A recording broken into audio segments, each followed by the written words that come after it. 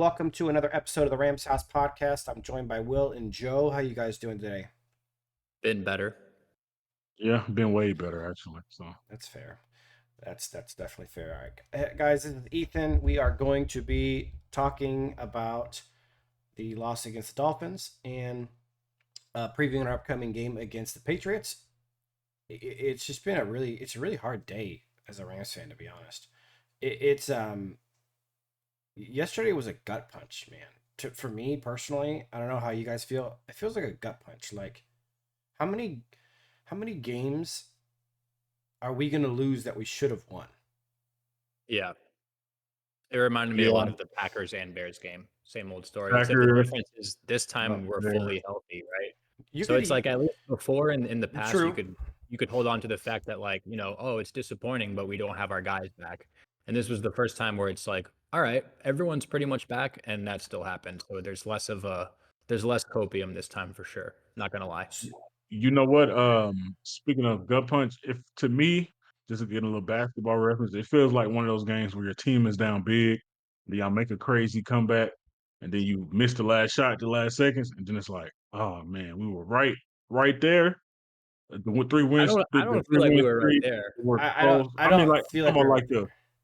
like the 3 wins in a row. Like we were I see what you're saying. Like peaking. Sure. big Yeah, we picture. were peaking. We were Yeah. right there, and then right when we got to the point where it feel like, oh man, we finna go on a run. We just lay I get flat. what you're saying. Yeah, that On makes a Yeah. single game example, it's more like earlier this season when the Pistons took belt to cheeks against the Lakers, a game that the Lakers had no business losing. Don't remind me of that one, bro. But That was the Dolphins are cheeks. They're a terrible team. I don't think they're terrible. Well, I don't think they're a 2-6, a real 2-6 team. I I'm think not they're gonna lie. they didn't even play good. Like Their we offense, yeah. their That offense that is part not is their that part offense is is not true. good. Their offense is not Yeah. good, man. I thought it was gonna be better. They played awful.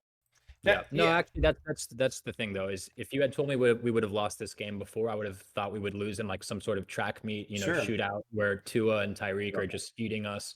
But you're right, they didn't even play well and we lost. So that absolutely that's the annoying part. I agree that on paper they're a good team, but in reality they're poorly coached. They don't seem to have much heart or fire.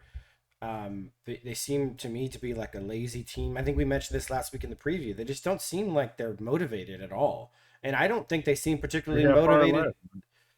last. Barely. I mean, Yeah. we I were mean, shooting ourselves they in the had foot over and over again. they had played well in like their last, couple having Tua back against Arizona and Buffalo.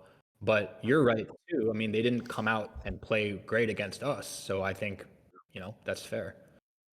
I guess I'll let me expand upon my point. I'm not saying they're bad. I'm saying that they're a team that plays far below their talent level, and Sure. and they're a team that we should have beat. Yeah. And that's the frustrating part. Is man, it's such a frustrating day. Joe and I watched the game over again today to check the film out, and it was more frustrating watching it a second time than it was watching it a first time. It's a tough one to watch, man. It was bad.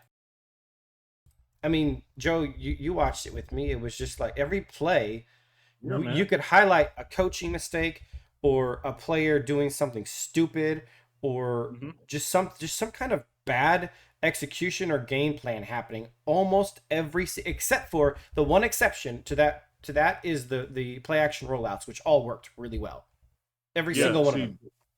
The issue with the game, I know we're going to get into it, but just to expound on your point, like it was what you said earlier. We beat ourselves, and I think if you want to see the epitome of a team beating ourselves, just watch that game last night. Everybody out there, watch the Rams versus Dolphin highlights, and you will see the Rams had chance after chance Oh to my punch it gosh. in to gain momentum, and they kept doing something to themselves. The Dolphins had a couple plays. Calais Campbell, he was tipping the ball. Their defensive line was doing their thing.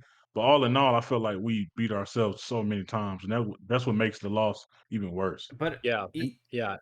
No, it's to your point, Joe. There's just one play that epitomizes the entire game for me is we come out of halftime. We actually put together a really good drive offensively where we really needed points. And then Jonah Jackson snaps the ball over Matthew Stafford's head and we that derails the whole drive. Like that one play pretty much explains the whole game for me. Like every time we got momentum, we would shoot ourselves in the foot. I don't Yeah. even. Let's not get started on Jonah Jackson, or I may not stop for a while.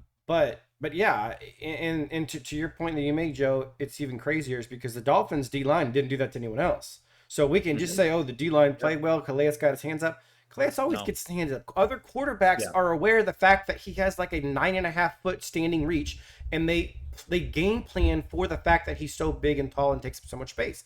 Stafford was throwing directly into his purview regularly, and it didn't make any sense. And when we highlighted and we watched the game back again today, that he could have thrown around him multiple times, and he instead threw directly to him, like it wouldn't have hurt him or changed the location or target he was going to pass around Campbell, and he could have. It's just a mess. The whole game was a mess. Like I said, it feel like a gut punch. So let's go ahead and get going. Go It's ahead. just real quick before we pivot. I just want to ask you guys, big picture, where are you at, as far as our playoff chances, division race chances? Like, what are you guys thinking right now? And I'll answer too, but I want to hear from you all. I'll go first Go real ahead. quick because I know Ethan wants to cook a little bit. Me personally, just to look at you guys know how I am, just how I look at things. But last 4 games were 3-1. I think that's a good thing. 'Cause we were 1-4 and now we're 4-5. But um, Yeah. I don't want it to get to the point to where we bring this effort to games and we continue to lose to teams we don't supposed to lose to. For example, the Patriots game, we can't lose that game. It's a must win. Even though it's an awful team, it's still a must win. So Oh, yeah. right now, I'm sort of iffy. I'm still sort of not on the high. I sort of went down a little bit, but I'm still kind of confident just because we're 4-5. We're not super far. Our division is still in reach. It's still close. So I think we'll be all right. But if we continue to bring the same effort, we're not going to win games that we're supposed to win. Yeah, and obviously, I'm gonna be more on the negative side. And to be real, it's just like when you're looking forward to trying to predict future outcomes and what could be coming. One of the best things that you can do is look at the process that's currently going on, and the process stinks from the Yeah. offense to the defense to the execution to the personnel decisions. I mean, here's a crazy one. Hoyt is playing in coverage more than he did last year. Yeah, that was ridiculous in this game. He's lining up against Waddle, like not like Tyreek, Waddle. not dropping back from edge or into your D line into coverage, playing a shallow zone. He's lining up at man against Jonu Smith, Tyreek Hill, Jalen Waddle.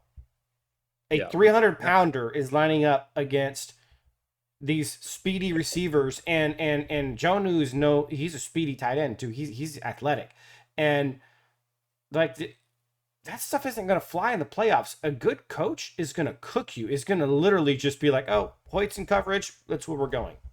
Yeah. A good quarterback is going to do a hot route on that play and do something that's going to hurt us. Like, bro, and that's just the beginning of it. The personnel decisions, which we're halfway through the season now, or what, more than halfway through the season, and they're not getting any better.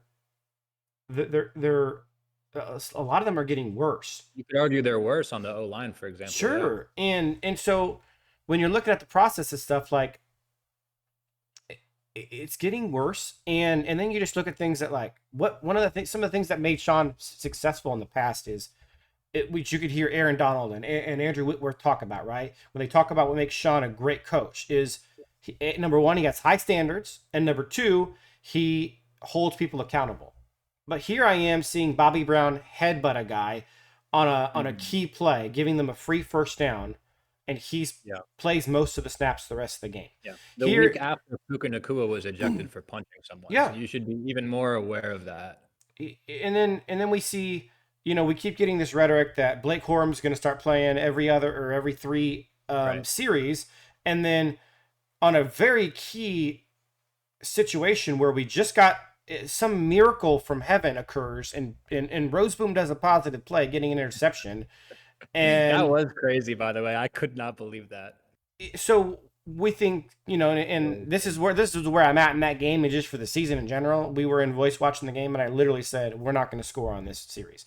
We got great field position, we got a turnover, and I bet money we're not going to score. And then the first play on that drive, Kyron Williams fumbles. First, Kyron's playing bad all season. He's playing bad in this game. Then his third fumble of the season, and it was a bad one. And horrible timing. And then Kyron plays every snap for the rest of the game. Yep. But one thing I do want to say is, well, just to reiterate on, I don't know what word I made up, but Braden Fisk, he on that play, he did cause a penalty, which took us 15 yards back, which is the what was the thing? The what's the penalty they call it? I think The it was pushing the it was a blindside block. Now, blindside block. I There we will go. say it was a ticky-tack call. I don't think that was a true blindside block. Like, Fisk was easily visible in a peripheral. Like, that wasn't like out of nowhere, this guy didn't see it coming. And it wasn't this crazy hard hit. He gave him a shove and the guy fell over. I thought that was ticky-tack. And I obviously you don't want Fisk to do that, but I thought that was a little bit of a silly call. But it did hurt us. I mean, not that it made a difference because Kyron was going to fumble first play anyways, but you know what about the Kyron thing? I know when I was watching the game, Ethan and they had a laugh, but that was probably the maddest I've ever been, like watching a Rams game since probably like the 22 season. And when Kyron fumbled, the reason I got so mad is because he fumbled last game, then he fumbled now in a key moment, and to be honest, he hasn't been good enough to make mistakes like this. And to just get all It's the not. snaps, right? Like That's that's what it's not like that. It's not like that. He's tied and he's having 152 touchdown games. Sure. There's some of that stuff you can excuse. You can say, Right. okay, If he's he's playing really dominating. well, Yeah, but he's not playing good enough. And uh that was to me probably the breaking point between like my fandom I have for Kyron, probably just because I've been giving him grace because I still like Kyrie, but I've been giving him grace, watching him week by week. But honestly, he's continuing to get worse and worse and worse and worse. And now you worse and you making mistakes too like that. Right. So the Kyrie thing, man, I'm at the point where I don't know. It might have to end, man. Yeah, and that was the second time this season that he's made a huge mistake at the worst at the possible time. worst possible time. It was the Bears or the Packers game. I can't remember. It was I one think of it was those Bears. two. Yeah, where he did the exact same thing. Momentum's about to turn, and then he did that. But just to give my quick my answer to the big picture thing is, I guess at this point my answer is I'm holding out hope that we can get maybe like sneak into that 7th seed, that wild card spot. I don't think we're going to win the division, man. No, I don't either. I guess that's what shifted for me after this loss. I don't think we're going to win the division. I think we have a chance to sneak in as the 7th seed, but obviously the offense needs to get its head out of its ass. The defense is playing better though. That's one tangible thing I can put hope on, put stock in. But we got some couple tough games. Philly and Buffalo are coming up on the schedule. We probably need to split those games. We can't lose both, because that already puts us at 7 losses, and then you have literally 0 leeway the rest of the year. So it's going to be tough. I'm holding out hope we can make the 7th seed, but that was just. I mean, go ahead, my fault. No, I was just gonna say to finish kind of where I see us going, because I went on a bit of a tangent, a rabbit trail. Yeah, I think we're gonna be a wild card team. Okay. And I'm a little surprised to hear well, you say that. no. Sorry. Let me finish. I think we're going to be a wild card team at best. I don't think we're going to win the division. I think we're going to be fighting for one of the final wild card spots. Yeah. But all right. But again, like I told you guys before, I'm in this mode of like I have my 3 modes, right? Like Super Bowl contender, full on tank, or mini rebuild, whatever you want to call it, and then like win the division. I don't feel like we're going to win the division anymore. Cardinals are red hot. Kyler's getting better as the season goes along. A lot of their guys are performing better, which is crazy because I did not ever think that was going to happen. The 49ers are starting to click. They're starting to get healthy and clicking.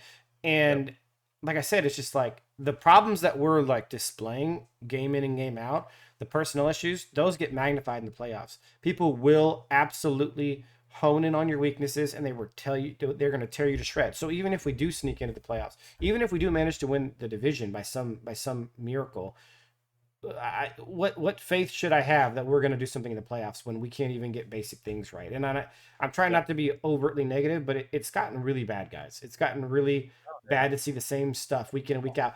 And to kind of hammer that point down, because I know, look, all of us love Sean McVay. None of us want to see him get fired. None of us want to be overly critical. But what do we say is the kind of the epitome and the evidence of a well coached team? They win games. They're not losing games. They should be winning. They're not.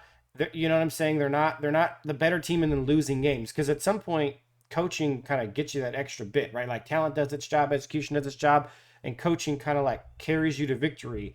Mental fortitude, mental toughness kind of carries you to the end in games that you should be winning.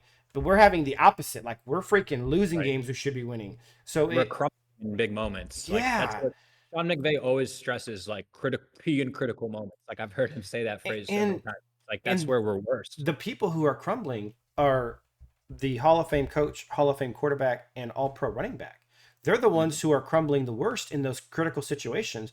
And I mean, on defense, let's be real. Who's everyone's a rookie basically. Half our starting defense is a rookie, or in their first few years. There is no Aaron Donalds anymore. There's no Bobby Wagner. There's no Jalen Ramsey's back there.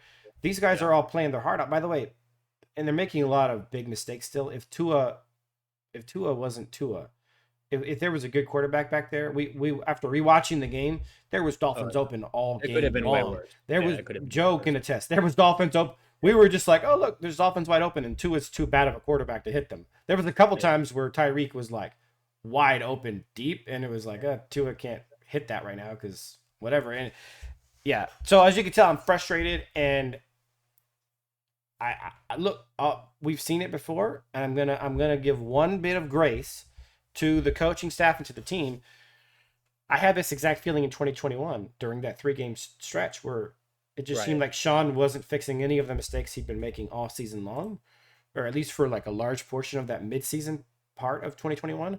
And then he made some huge adjustments and they went on a roll. So I'm hoping to Yeah. see that stuff. But man, there's some hard decisions Sean's gonna have to make. I know he loves Kyron. Kyron deserves to be benched right now.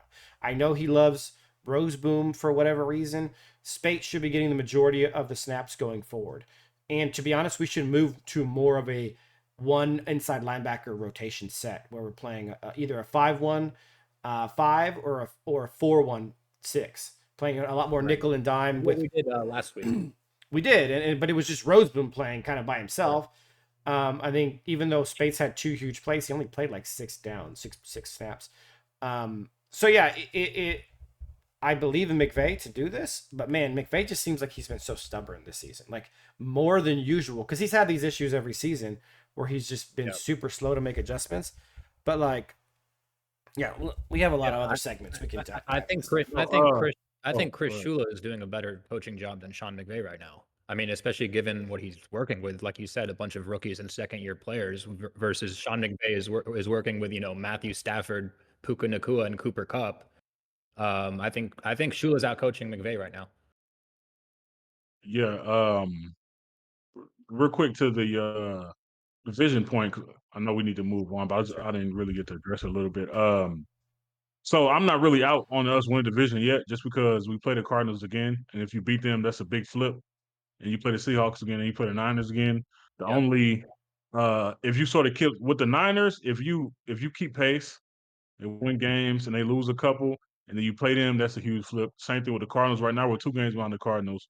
So if we could keep pace sort of, and they slip up, which they're going to do, like I doubt the Cardinals are gonna Sure. be what 13-4. My So my one my they're one gonna slip up, and we just gotta keep sure. keeping pace. Then once we play them, that's how you flip it right there. Yep. My one concern about the Cardinals is Gannon seems like a better coach than they've had in a long time. So Hmm.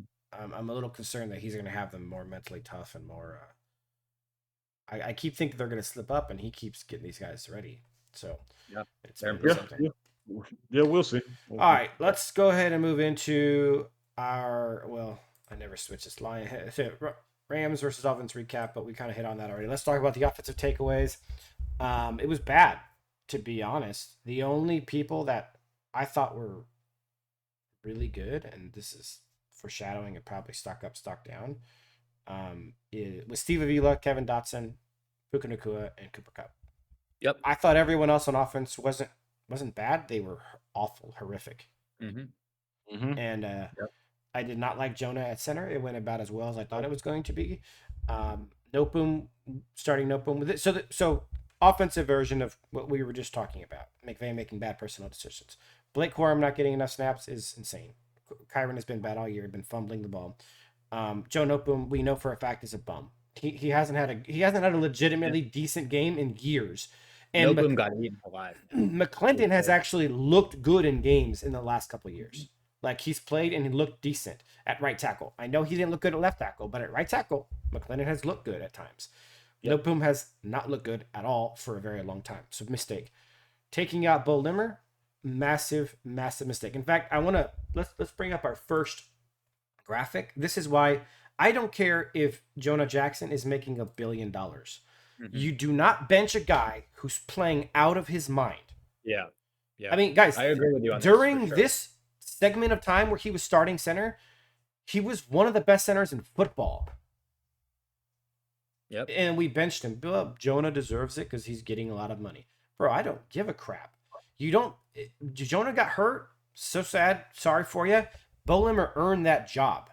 And the fact, and now we look at the facts like, I know we've talked about, Jonah Jackson talking about how his center is his preferred position.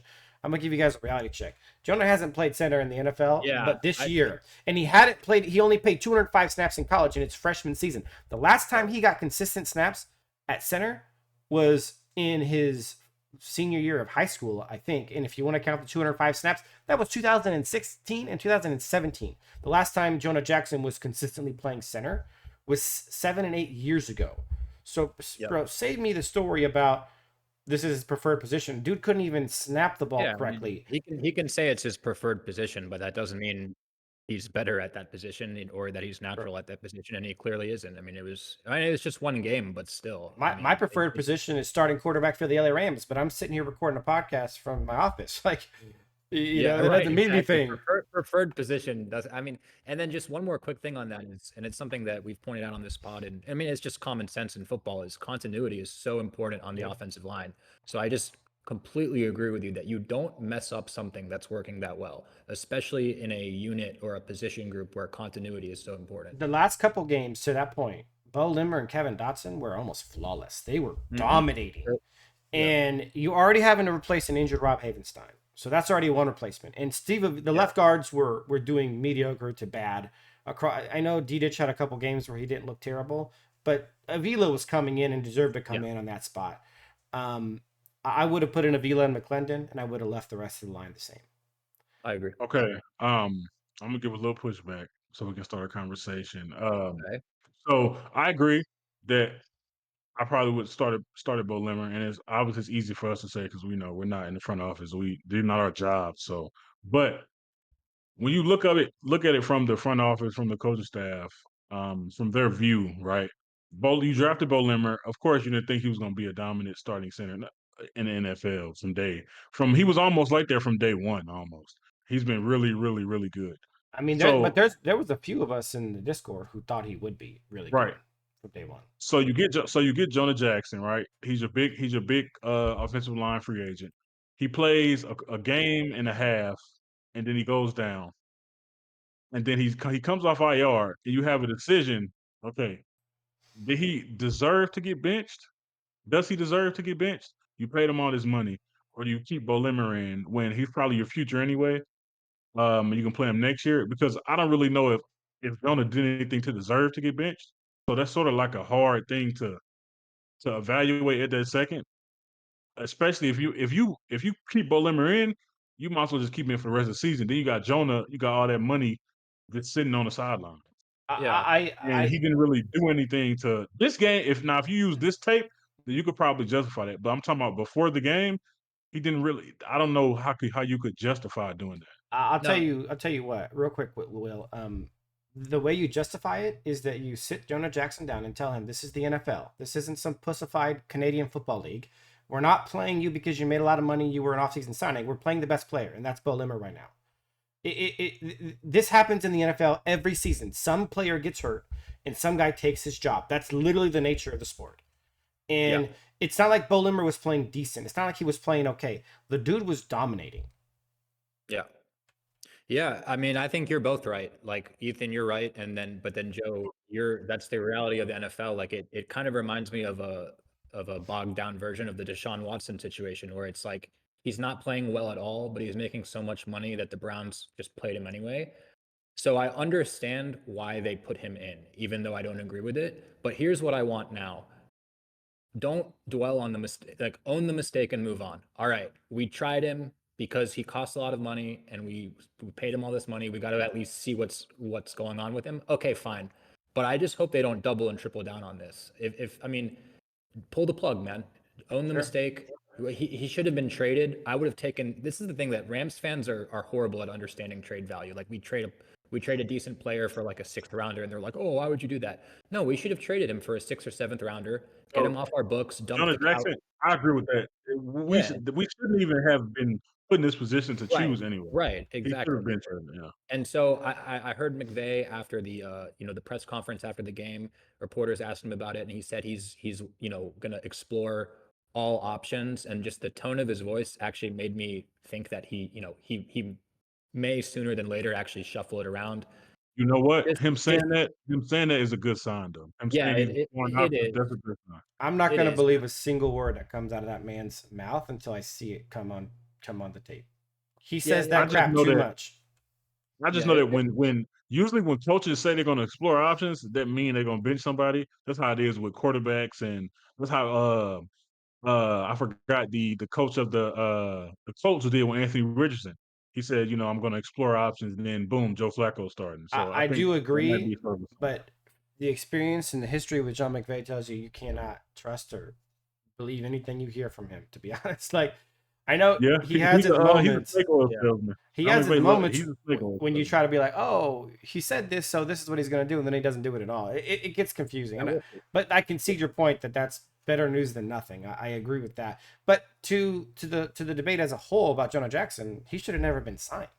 exactly. He wasn't that good Yeah. in Detroit. I mean, you ask Detroit fans, and they're going to tell you he was pretty poor in pass pro and was dominant in the run game, but regularly getting injured, and left guard was already sealed up. Yeah, that's the thing is we got 2 left guards. And the huge red flag was obviously when they tried to move Avila to center, and then You they were knew like, something had "Oh, gone oh wrong. no, wait, we're gonna move back to left guard." Like these guys are both left guards. Bo Limmer is a center through and through Yes. and is playing great at center. It's just own the mistake, put Limmer back in, and eat the cap, man. That's what I want. I So understand the point that you're making, Joe, but my point is I think to be a truly great team and to start building a dynasty and all that jazz, you have to be able to rise above the pressure of we pay this guy money, we drafted this guy high. The best player needs to play. Like that's how teams build dynasties. I Yeah. mean, but look at Bill Belichick, bro. Bill Belichick would bench studs when they weren't performing and they weren't giving full effort, and he would play UDFA's.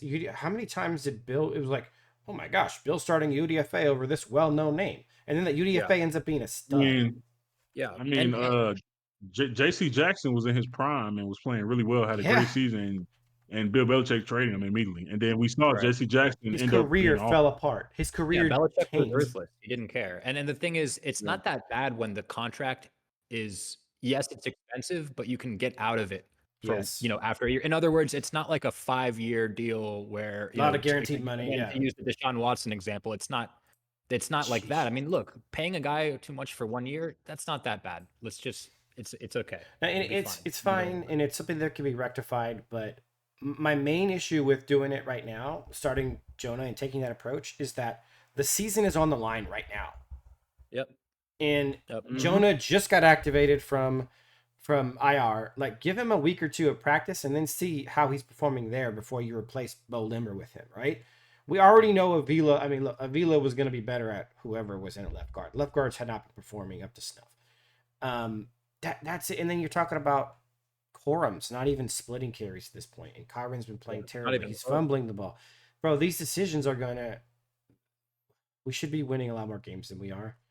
A friend of ours made a very good point. Where he said that in the game that we needed, a big game, we put in 3 new offensive linemen. Yeah, And of course, Yeah. Steve is really good. He's dominant. Of course, you put in Steve, but Right. then you put in Jonah, then you put in Noteboom. Now the chemistry is off and the cohesion is off. So now all those guys coming in new, they could be rusty and all type of stuff. Yeah, And no Boom's Joe Noteboom already sucks. So him he rusty is just even worse. he So already sucks. He's coming off IR, right? Or was he just yeah, hurt and didn't play for? Was he on IR? I think he was. he was on Yeah. IR. Yeah, He So was. He was on he came off a couple weeks ago. he's Cheeks. He's the mayor of Cheekville. He is coming off IR. He's rusty, and he's got very limited snaps at right tackle. He's a natural left tackle, and he's not good at that either. So you're asking him to flip his entire what do they call it? Muscle memory, Right. flip it to the other side of his body while he's Mhm. rusty. It's just this is a bad decision, bro. Warren McClendon is a It natural was, right tackle. it was, it was a bad decision. It was a bad decision. We should have Yeah. won that And game. I think they're going to change it. To be Well, honest, so I really okay, think so let's go back to our points here.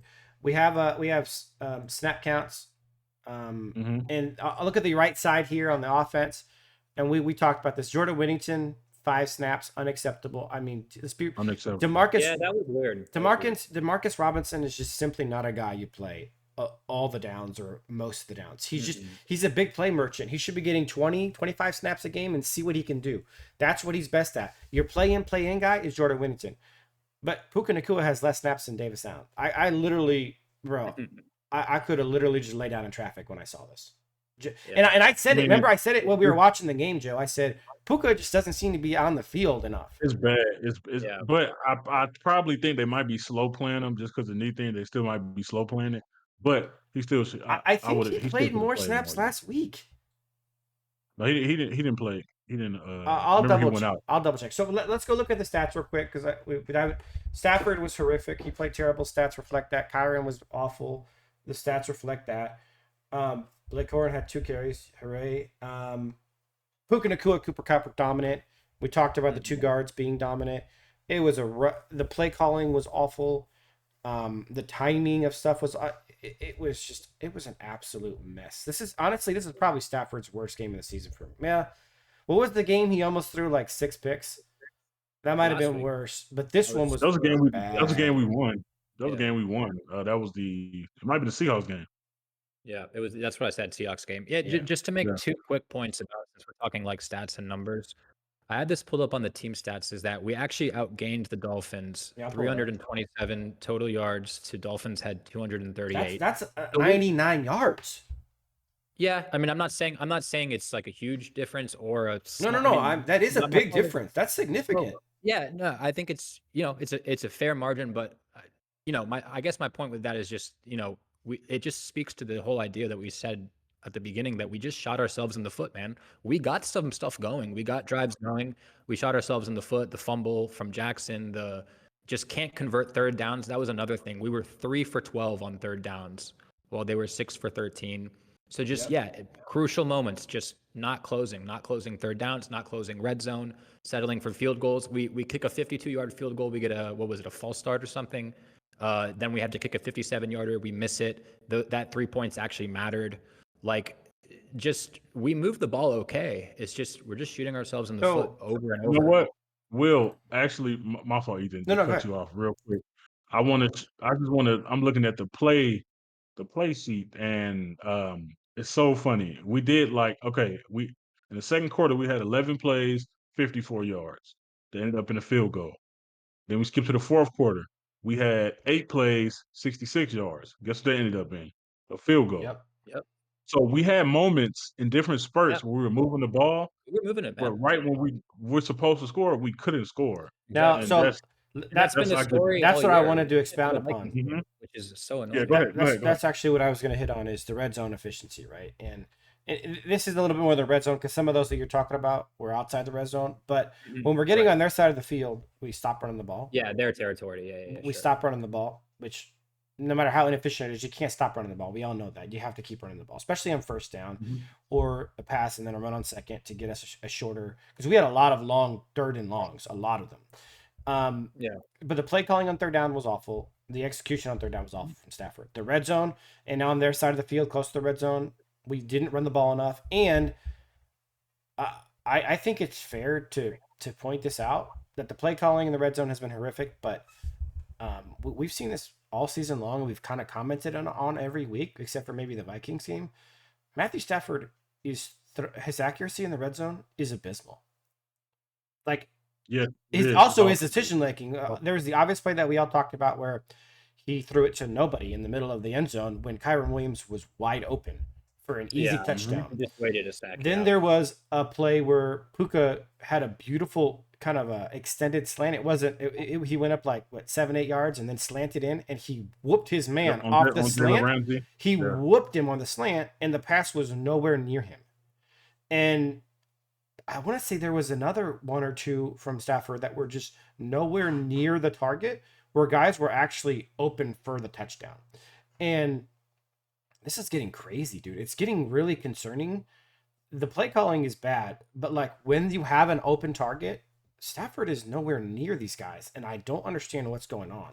Like, I don't understand why his accuracy is plummeting on their side of the field, but more specifically in the red zone. Are you guys seeing the same thing? Because I'm perplexed. You know what?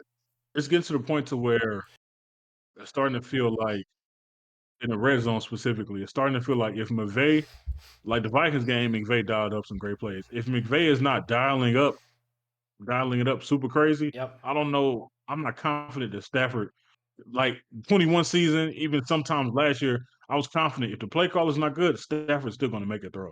But now it's getting to the point to where it's starting to feel like some of them Jared Goff years to where McVay has to dial it up for Stafford to get a touchdown in the red zone. It's starting to sort of get to that point, That's and slanderous. that's a bad sign.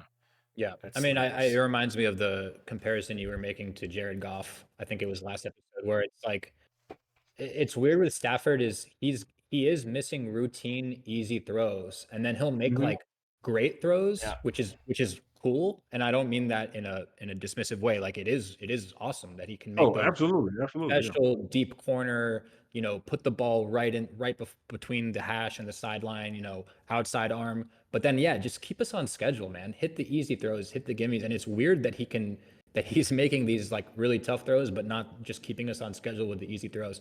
And now, like, obviously saying the obvious, pass protection was obviously a huge issue. But to your point, like, that isn't directly correlated when there are guys open and you're not hitting them.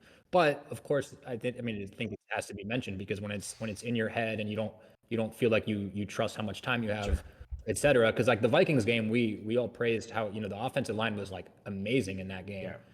So that's part of it, but it's not an all the way excuse. I didn't think the pass pro was even that bad last game.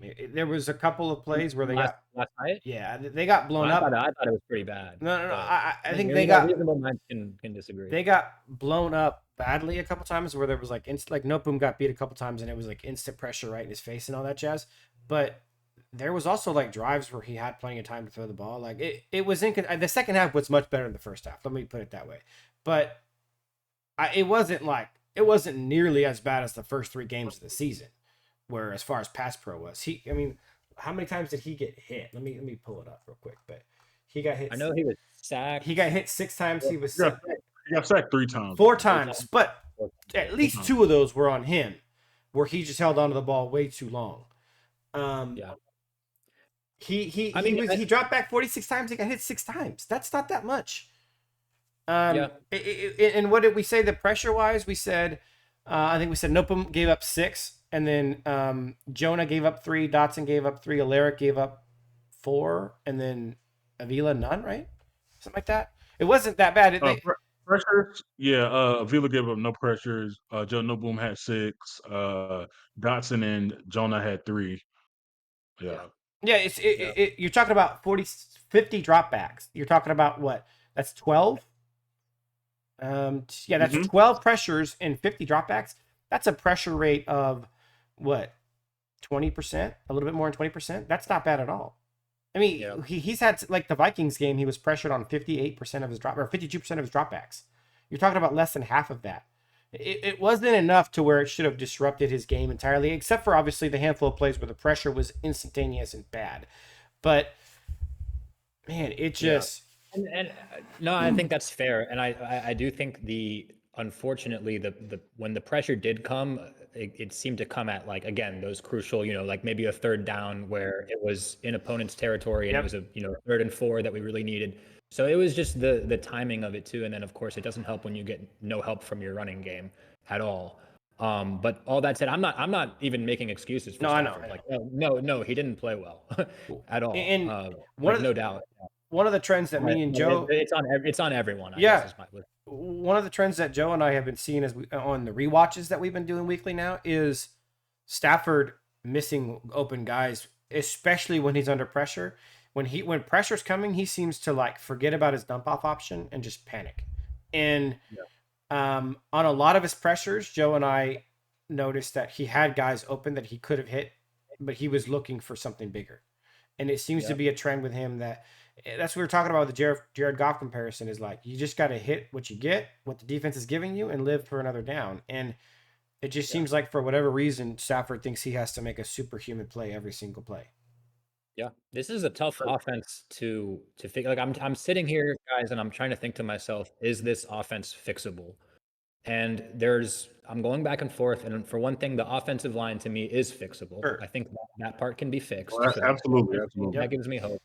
Stafford, man, I mean, just 2 games ago against the Vikings, we looked great on offense, but that was really the only good game that, that was maybe that in the San Fran game are really the only 2 games this season, correct me if I'm wrong, where the offense showed up. And what was second half against Seattle? They had some spurts here and there. What was the trend though? Coming out of halftime, and then what was the trend with those 2 games, Will?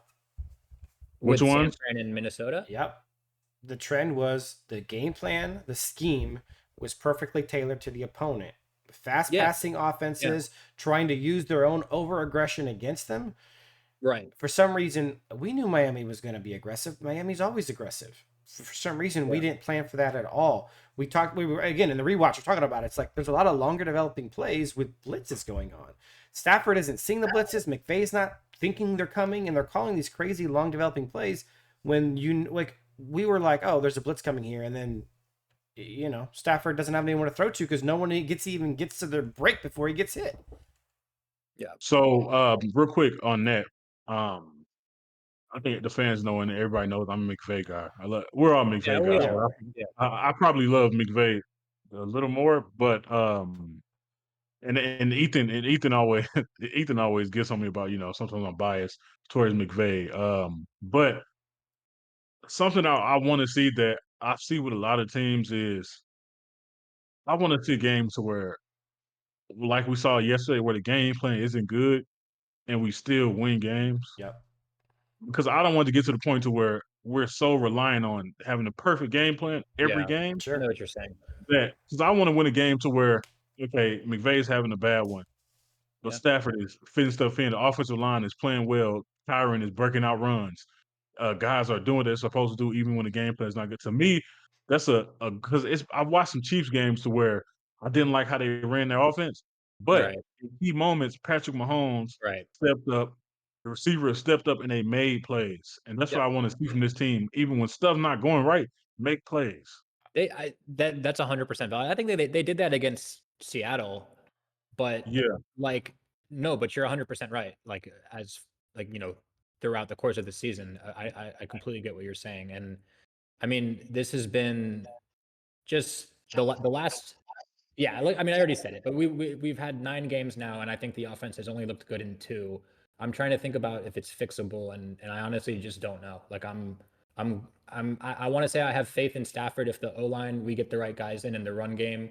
But I mean that's a huge if. But like you were saying, like Stafford, he's at the point in his career where he can't really like carry a team, unless he's got the right pieces around him. And I would like to state that the pieces have been there the last 2 weeks, and he still played like garbage.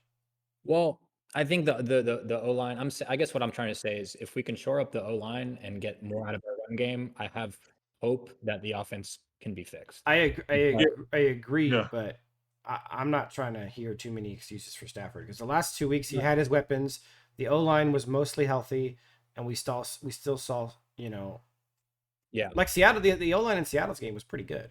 Yeah, and I don't mean it as an excuse for Stafford. I guess what I'm saying is I have hope that, and this could be a horrible take, and I could look really wrong in a few weeks, but even though he hasn't played well all season, like maybe I'm holding on to the old, and I still just, because it's Matthew Stafford, but I have faith that he can turn it around if we get the O line short up And and it get a also little depends more on better run game.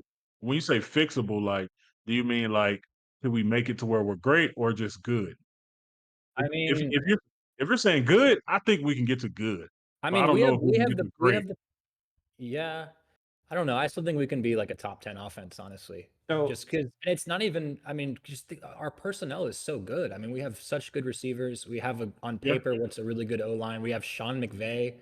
So yeah, I'm holding out hope that we can turn it around and fix it. I mean, I don't know. Maybe I'm crazy though, because it's just really not looking You're good, not man. crazy. It's I it's mean, it's it's literally been 2 games we've looked good. So so here's you're not crazy. I think it can happen. Go ahead, Ethan. well, yeah. I just want to talk about the graphic because it has to do with what we're talking about right now, which is Yeah, basically go ahead. the offense goes as the pass blocking goes, and even though it's the pass blocking grade is really bad, we've had several games this season where we thought the pass blocking was pretty great, and so they've had like they were really abysmal to start the season, and they were questionable last night, even though I don't think they were nearly as bad as it appears, but you know Wait, so this graph is saying it's the worst it's been since 2019. Yeah. it's actually saying it's worse in 2019, which Okay, so then yeah, there you go. So then, that right there is a tangible reason to say it can be fixable because I know that the O line can pass block better than that when we have the right lineup in. See, the only reason I'm gonna give grace to, not grace, but the only reason I'm gonna give hope to that is because we got Steve back, and Steve can change a lot because he's a really good player. But the reason why I think this graphic's so low, like Ethan just said, the first 3 games is holding a lot of weight because they were so bad. yep. The first three And games they basically uh, had a 0 rating. yeah, and then we also had a couple games in these last like 6 that were a couple of them that were bad to decent. But those first 3 games were really awful, and I think that's was Yeah. there's only been 8 games, 9 games, so we got 8 games more. But those 3 games is holding a lot of weight, Yeah. man. No, this is actually a great graphic to go to what I was saying about, having optimism because what it's saying is it's so dependent on how the pass blocking is, how well the Uh-huh. quarterback is playing, which is a point you've made on the pod a few times, and it's 100% true. So again, like I think that is absolutely fixable. I'm just talking specifically the pass blocking, and that gives me hope. I think yeah. I mean, this is a good graph to show for My, that. my my my one concern is that there's been games where the pass blocking was good and Matthew was still not good in it this season specifically. So Yeah, I that's all. agree, but I tentatively agree. I guess I'll say. Sure. Yeah. So let's go ahead and move on to the defensive side of the ball. That was a lot of offensive Wait and talk. see Yeah. mode. Wait and see mode. Yeah. Um, I wanna let's take a look at the box score real quick because we actually had some solid performances on defense. Spates had a great game. hmm Kobe versus Byron Young. Fisk I got think some pressures. Spates led us in tackles, right?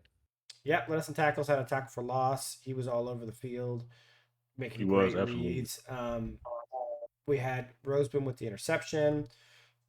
Overall, I think the defense played well. I do want to shout out this man, Jared Verse, leading Yeah. rookies basically everything. Not just leading this year's rookies, but he has the second highest pressure rate since 2018, which is 6 seasons, second to Micah Parsons. So That's really it's cool, not man. just That's super this year cool. good, it's like generationally good, Yeah. like He is decade good. like all those names you see on that screen, Micah Parsons, Josh Allen, Bosa, he is in that ilk. Like you guys All were pro talking level about players, yeah.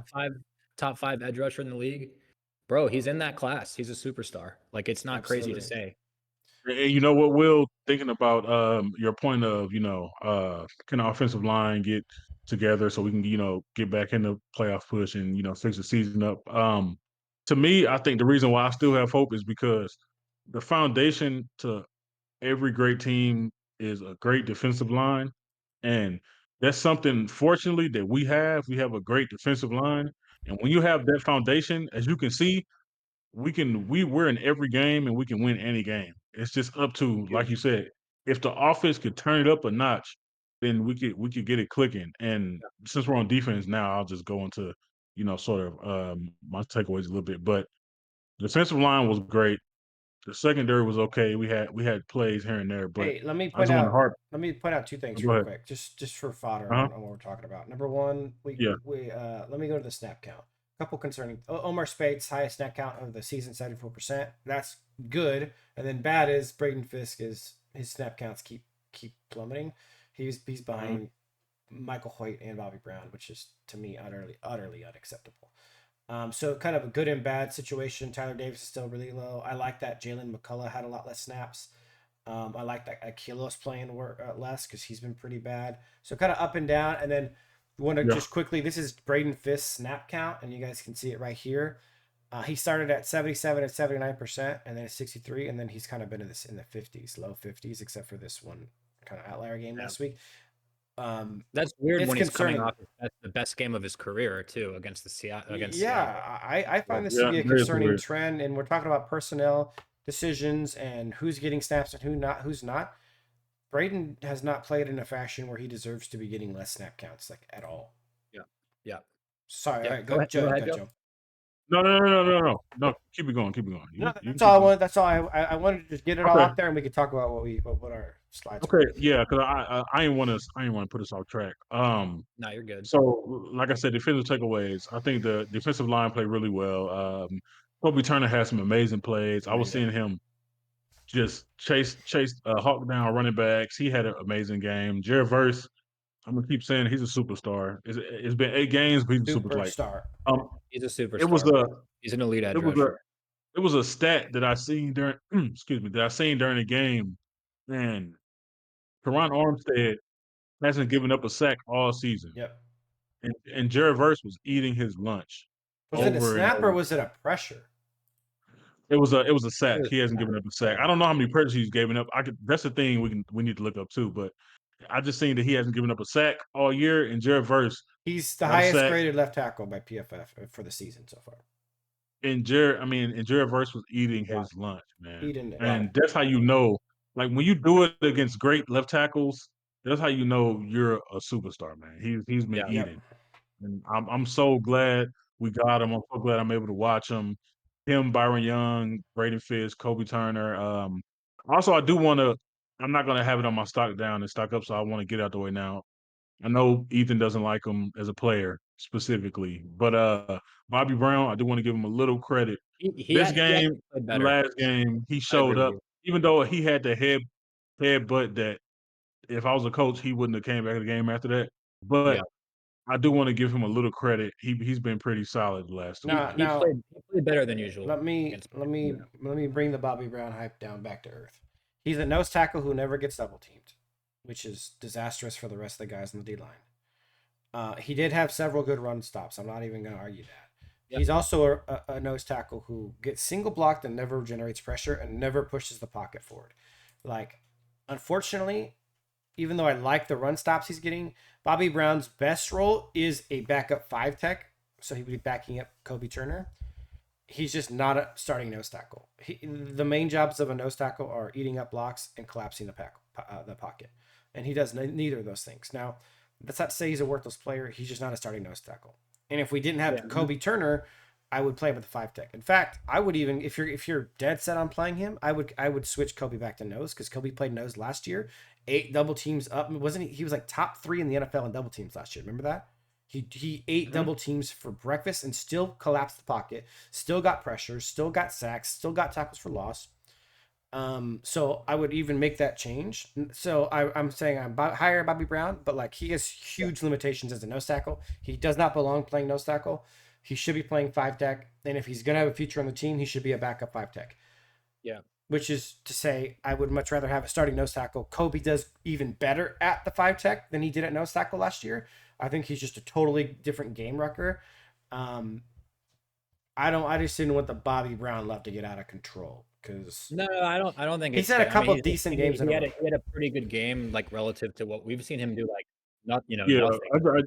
So I just want. I agree in the sense that But I'm used to seeing him do like nothing. So it was nice Totally to see him have agree. a couple that's good plays this that's week. He that's the point. That's the point right there. he Yeah, He's yeah. used. He's never doing anything, and he gets dogged on a lot. You know what he deservingly reminds me actually, of? because he sucks. He But reminds I me just want to give him credit. he's the defensive version of Tutu Atwell. He can be successful in a very Yeah, specific scenario. actually not a When bad he's one. being single blocked against the run, he actually looks really good. But that's the Yeah. only scenario where he's successful. If he gets double teamed, Yeah. that dude is going backwards 5 yards. It's pretty sad. Yeah. Speaking of Tutu, real quick, I know we're on defense, but speaking of Tutu, ever since Cooper and Puga came back, Tutu is like irrelevant. Yeah, Like he of doesn't, course. he's nowhere to be found. I don't Irrelevant, know. which is Because what I you have talk. Whittington and D-Rob. Yeah, and I talked about that at the beginning of the season. Remember, it's just like he's a makeshift number one, number two, and otherwise he's kind of useless. And let's go back to the snap count because he played. Where's Tutu? Was it 13 zero? snaps. Oh, I'm looking at the Tyler right Johnson, dude, the fact that Tyler Johnson, Hunter Long, Colby Parkinson, Davis Allen, Tutu Atwell all had more snaps than Jordan makes me sick. Jordan earned playing time. Remember that last game he had when he was healthy where he had like 9 catches for 90-something yards? Just really showed that he can be a high-quality guy who gets open. Yeah. The fact that, look at D-Rob getting more snaps than both of them, it just, our snap counts are so insane right now. None of it makes any sense. Yeah. After I'm gonna give Bell after last game. He probably was. I figured that he was gonna get a lot of snaps after last game. Who? D-Rob? Yeah. that makes sense. Just 4 touchdowns. I know we're on defense, so I just want to say if you're making comps from defense to offense, I'm gonna say Jared Verse is like the anti Kyron Williams because we talked about like situationally like big moment, Kyron fumbles against whether it was the Bears or Packers and then now this game, man, like the air was just out of that stadium, like completely deflated after we gave the ball back up, and then Jared Verse getting that ball back. That really kept us in that game, man. And getting the recovery too, like that was not. Like, dude. it's one thing to get, heads up, hand strength, motor, bro. He showed it all on that play. Yeah, that was such a good play, man. Now he's amazing, dude. He's amazing. Yeah. The one thing I do want to say about your comparison is that's a little skewed because Kyron sucks on all plays and Jared's great on all plays. I was honestly just joking. I know. It's actually not a good Anytime I get a chance to praise Jared Verse and trash on Kyron Williams, you can't miss it. Exactly. I just wanted to shade Kyron. But just big picture, general takeaways. I'm gonna keep it short. I think Joe, you touched on a lot of stuff, but for me, it's just it was a good day, obviously. Good day by the defense. They kept us in this game. Yep. I think Chris Shula keeps taking steps in the right direction.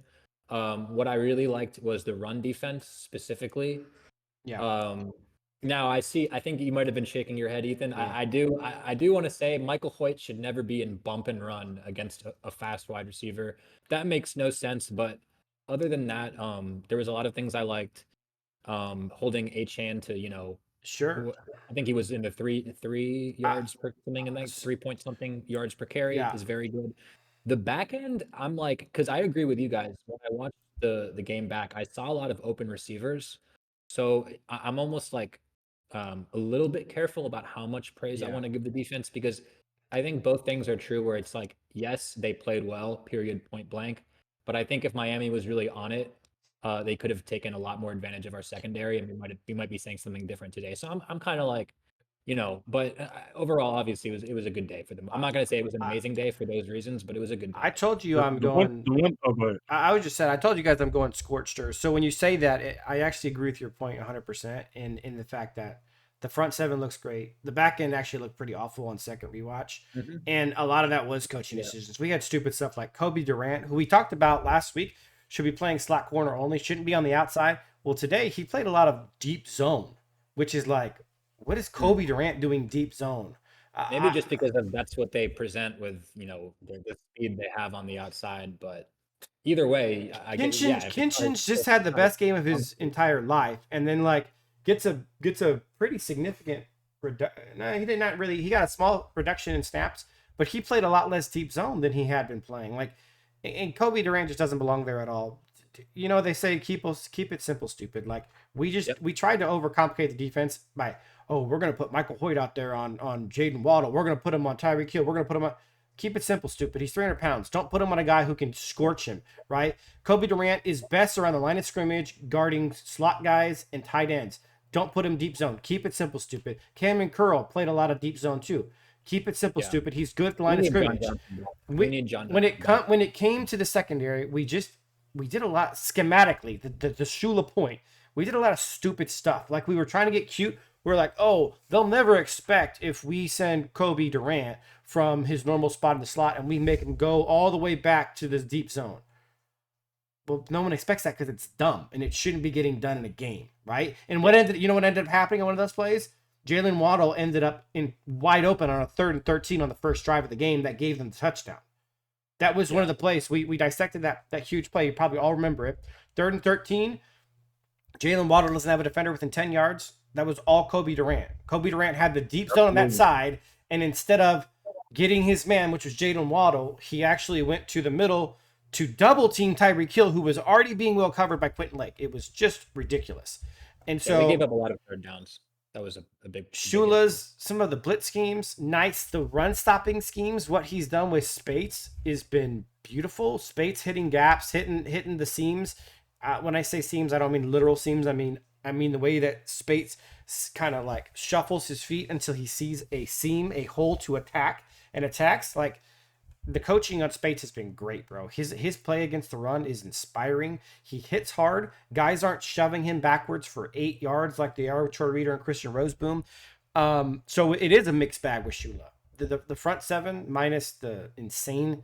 Bro, I saw Jared Verse in coverage. I saw Byron Young in coverage. I saw Bobby Brown in coverage. I saw Michael Hoyt in coverage. Bro, keep it simple. Let your linemen do what they do, rushing the passer. Let your secondary, like, I would rather just play nickel and dime all game long and rush no D line and drop no D lineman into coverage than to just do these weird, cute formations where we have Michael Hoyt one-on-one man coverage against Tyreek Hill.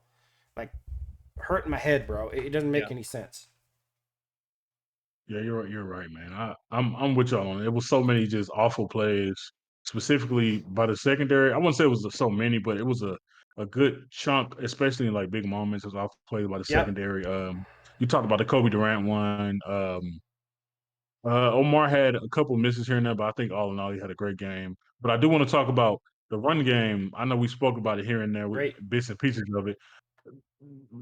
I would say the last 4 or 5 weeks, they've been really, really good at stopping the run. I know, but in the beginning of the year, that was one of the things that we thought Oh that yeah, we we were were saying horrible. every week. Every week we're like, it's awful, but it's been trending in a really good direction. And Yeah, I since know we're after the not talking Raiders. Let's about take that. a look. Let's take a look at it. I This know we're is not talking about that now, but it's a playoff little football, you got to stop the it's a run. little hard to Yeah, see, no, but true. it's this one right here. And Yeah, so I'm looking. I'm actually going to sort it because what I can see here is that, well, sorting it might have been a mistake. But actually the last 4 games, Joe, are the bottom 4 games in rushing yards allowed. Now Yeah. the Raiders game was pretty The Raiders trash. game was bad though. But It's still bad. the Seahawks, Yeah. Kenneth Walker, Mostert in a chain, and then Aaron Jones, like, those are good running teams, and we held them in check. The last 3 weeks, the run defense Yeah, has been excellent. Yeah, that yeah, is huge. That's a great point, Joe. Yeah. yeah. All right, That's a good trend. let's move on to stock up, stock down. Stock up offense. Do it. I'll tell you what, I'm gonna go with a little bit of a silly stock up offense because of how angry I am about the situation. Stock up Bo Limmer because Oh my god. I love it. we seen what we need to see to because you wonder, right? It's like, okay, like, 6th-round pick playing really well, but is it partly due to the scheme and the fact that he's got Kevin Dotson next to him? No. Jonah Jackson, who was supposed to be a $16 million man, comes in with a Vila next to him, which is a big upgrade over what we've had at left guard. Dotson, the healthiest he's been all season, the best game he played all season. In fact, I think it was his highest graded PFF grade for the season. And Jonah looks like crap. Mm-hmm. Far, far worse than Bo Limmer has looked all season long. And so stock up for Bo Limmer because I am more convinced, and you should all be more convinced than ever, that Bo Limmer is the starting center of the LA Rams for this year and for the future. 100%. Feel that. I agree. Can't argue with I that. agree. Not today. You want to go, Joe? You want to go? Oh, I'll go ahead. My stock up on offense. I hope I didn't take it well. My stock up was 2 players, Puka and Cooper Cup. All right. Puka had basically 100 yards, 9 catches, 100 yards. Cooper Cup, I think, had like 80 yards or high 70s. I think they both had great games, and I just want to keep saying that Puka is a star. He's not getting in the end zone yet, and we need to get him in the end zone. But I think those guys are going to continue to get better, and week by week, we're going to see big Hey, games like we saw it yesterday. ain't his fault he's not getting in the end zone. If Matthew Stafford threw an accurate ball, he would Yeah, have had touchdowns, multiple touchdowns by now. But I agree. great game by offensive Troy Polamalu and Cooper Cup, cracker of the week, baby. Great game. Yeah, Cooper Kupp had an amazing one-handed catch. By the Oh way. my, no. He made it look That crazy. doesn't even do it justice. It was one of the sickest catches of his career. Yep. Just literally stuck his arm out, and it wasn't even like a bobble or nothing. It was the moment it touched his hand, secured, brought it in, got both feet down while he was being held and tackled. Bro, that play was beautiful. Actually, you say that like he's had a long, good career with a lot of catches. Yes. You're right. That was probably the best catch. That might have been the best catch I've ever seen him make. Yeah. Well, I'm not going that That's- far, but Well, I mean, it's up there. he I mean, he has a long. I mean, it's up there, but he has a long litany of great catches. He's had bigger catches as far as like the impact in the moment, but just pure mechanically, like the one hand. True, but that's absolutely up there. I would. It may be prisoner of the moment, but I would harken back to like some of his toe tap catches where he's like, okay, yeah, that's a different kind of. and I'm not gonna lie, he had one toe tap in the Super Bowl season. It was for a 2-point conversion. He had a nice toe tap catch that was really honestly, I'll go hot take.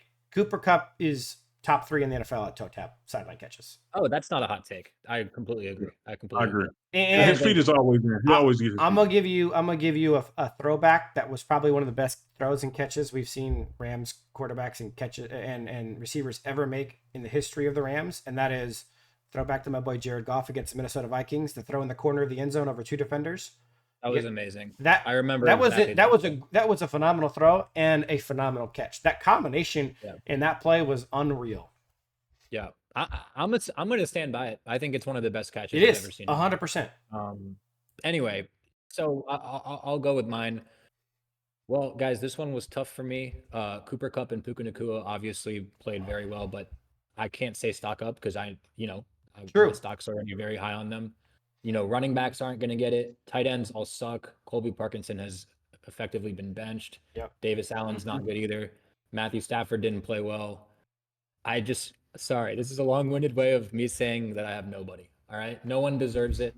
I'm not giving it to anybody. I'm not going to just... Sure. There's no... Can I give you a guy? Can I give you one guy? Just give one. Sure. Who? Dodson? Avila. Because he came back from injury, a pretty significant injury. And didn't give up a pressure. I mean, he was no question the best offensive lineman last night. Yeah, dominated. Yeah. And I know we're already super high in Avila, and that's how you do your stack upside down. Yeah. I expected him to be great. I just wanted to make sure he got a shout out. I wanted to make sure he got a shout out because to come back from injury, a significant injury, he barely practiced all week and then perform like that. Amazing. I love the kid. He's such a good player. Yeah. Feel that. All right. I didn't want to give it to anyone. No, it's fair. They didn't deserve it. You're right. I just want to make sure Avila got a shout out because I was wrestling between Avila and the stock up that I actually gave and Limmer, and I wanted to make sure I was hoping when you hit it. So, anyways, the Bo Limmer one actually makes a lot of sense this week because you're actually right. Like in a way that like he didn't even play, but I'm sitting here and my stock is higher on him today than it was yesterday. So, by the way, this was a. This was an easier matchup than we've had a lot in the interior. This wasn't they're not dominating the interior. They lost Christian Wilkins. They a lot of their D lines hurt. Like this wasn't some hard game. No, their pass rush is not scary. Jonah Jackson got abused by a senior citizen on AARP, bro. Calais Campbell's like 40,000 years old, and he abused Jonah Jackson all game. It was just ridiculous. And what? Remember we watched it. We were talking about it last night. But Tom Brady says it all the time. I think a few guys say it, when there's a tip pass, the blame immediately goes to the alignment. You can't be allowing. Remember who was it that you said that, Joe, or was it Bulldozer? It was. Oh man, I had the name last night. I forget, but it was a Hall of Fame good offensive lineman. Yeah, Hall of Fame offensive lineman. Yeah, and he said that the job is to. When you're the offensive lineman, you can't. When the tips keep happening, attack those arms, bring the arms down. Stuff like that. Okay. Yeah, that makes sense. But McVay was low key kind of like said something about Stafford and maneuvering the passing lanes better. 100%. But That's true too. That's true too. No. That's true It's too. one of those things that's dual, right? When it happens, it's on the alignment. When it happens consistently, it's on your quarterback, and he's just throwing right at people, which Stafford did all game last game. All right, stock up defense. But Joe, why don't you lead us off on stock up defense? Hey, listen, my stock is already super high for this guy. Like I said, I put my life savings on it. If I had a house, I'll put my house on it.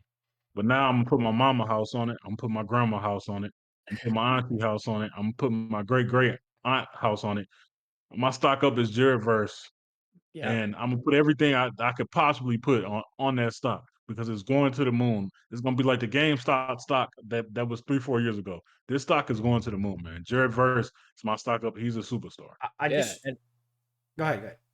No, I'm not even gonna. I was gonna say like, I'm not even gonna get on you for doing the same one, like, because it actually makes sense that it's like it's just He deserves even higher, man. Like, this is it. Like this is we say he's a star, he's a superstar. Now I'm like, bro, he's a top 5 edge rusher, edge defender in the league. He's gonna be elite. Well, those names, Micah Parsons, Bosa, put him in that class, man. He's well. By the way, he's third among edge rushers and pressures in the entire NFL right now. Yeah, he's. But here's where I'll say on the stock up for Jared Verse is that he went from promising rookie to looking like a stud, but he can't finish to okay, he's a superstar, and he's kind of reached an apex here for me where I went, man, I was so sad when we lost an otherworldly All-Pro defensive player, and now I'm sitting here at week 10, week 11, saying we have an otherworldly All-Pro defensive player again. Yeah. So it's a new, it's an apex, a new height. How close do you think will it be? Do you think he gets an All-Pro this season? It's possible. It's possible. And not to put bad juju out there, but if one of the big guys gets hurt or starts to stumble, it's in reach. Because like Parsons already been hurt, so he's kind of already knocked out of the race. It's going to be like TJ Watt. TJ Watt is not having like that. Garrett by name basis. He's up there. I mean, it's only TJ and Garrett to me right now. It's TJ and Garrett. But I think there's 4 edge rushers for the All-Pro, right? Because it's 2 for each side. It's like All-Pro 1, All-Pro 2. Oh, I forgot about that. It is. So he might the NFC one. He might get that. He might. Hutch is hurt. Hutch is hurt. Parsons is hurt. Yeah, he might sneak into the second NFC spot. Like let's think of NFC edge rushers. In fact, you just named 2. They're both on the AFC side. Yeah. Right. Because Parsons, like you said, he hasn't had NFC. The 2 problems, like. So I'll show you. This is the way I do it. This is the way I do it for my brain. Is I have problems remembering, so I actually just pull up a list of the teams. So let's take a look because I think this is an important discussion. Like looking at this, Eagles no, Commanders no, Cowboys no, Giants. Neither Giant edge rushers have been. Brian Burns and Kayvon Thibodeau neither have been very good. They've been getting badly outplayed by Dexter Lawrence. Hutch is injured. The Vikings guys have been fine, but not all pro level. Packers no all pros there. Sweat has been okay, but not all pro. I mean. I'm going down the list. Bosa maybe, but Bosa hasn't had that good of a season. All you got is Bosa. No, but Bosa hasn't been that good. No, he is a top. He has not been good at all. Jared Verse might get that All-Pro, man. He might get baby. Rookie All-Pro. I don't think even Aaron Donald won All-Pro his rookie season, did he? No, I think he did. I think he did get All-Pro his rookie season. No, he got Pro Bowl his rookie season. He didn't get All-Pro? I'll look it up. No, he didn't get All-Pro. If I'm correct, I think he didn't get All-Pro because I know he got. How long? No, he got Defensive Rookie of the Year in Pro Bowl. Wow. Yep.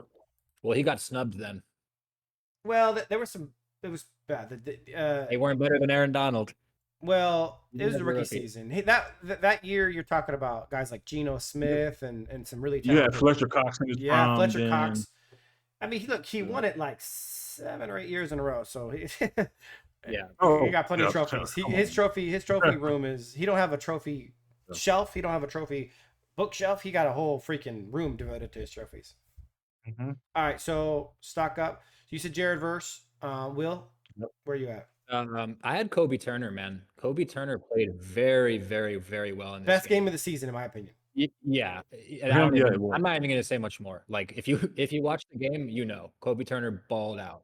That's what I got. Yep. He played. I'm gonna make it real simple. I'm gonna go Omar Spates because he had the most Mhm. snaps of his career, and I like he's that one. I he's like really that. showing himself out to be. Look, he's still making some rookie mistakes here or there, but he showed flashes of brilliance in coverage, even though he's still making some mistakes in coverage, and he's just showing himself to be his instincts, his decisiveness, and his burst in the run game, bro.